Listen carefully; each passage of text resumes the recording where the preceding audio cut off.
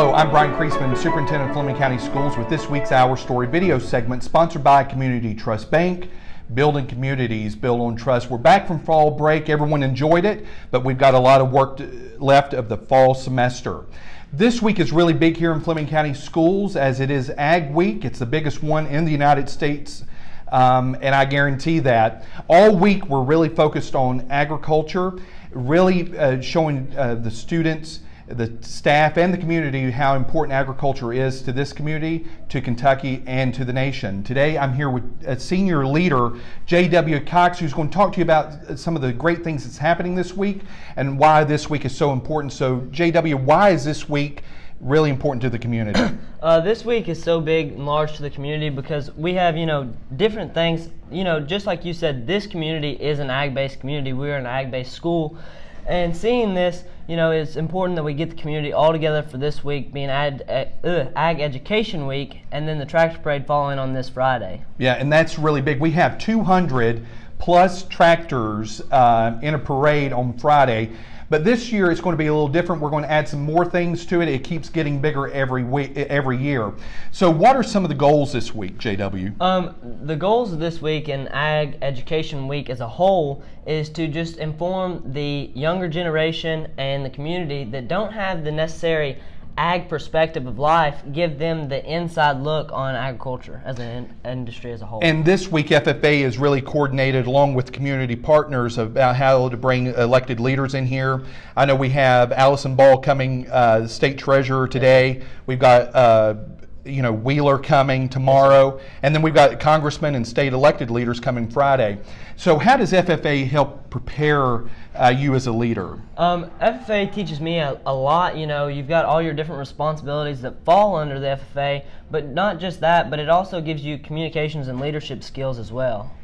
And what would you tell underclassmen about service? This year we're really focused on service. We're really focused on those bridge performance indicators. So what would you tell underclassmen how important service is? Community service is one of those things that people all the time are giving back to you. So no matter how much you give back, it'll always come back and give back. Yeah, and that's really important. We're really trying to make sure that students understand service is one of those 21st century skills that's needed to be college, career, and life ready. What are you looking forward to this week, JW? I'm looking forward to just how well this week is going to go off without a hitch. The tractor parade is one of the largest, and I feel like that this year it will be larger than it has in previous years. We're already expecting 200 tractors, not counting the ATVs, the things that Hinton Mills and Southern States also put in there. So I'm really looking forward to just bringing the community all together for a time. Yeah, and we basically shut down the town this Friday for the tractor parade, but all through the week we've got community partners here in the schools and in all of our schools, actually,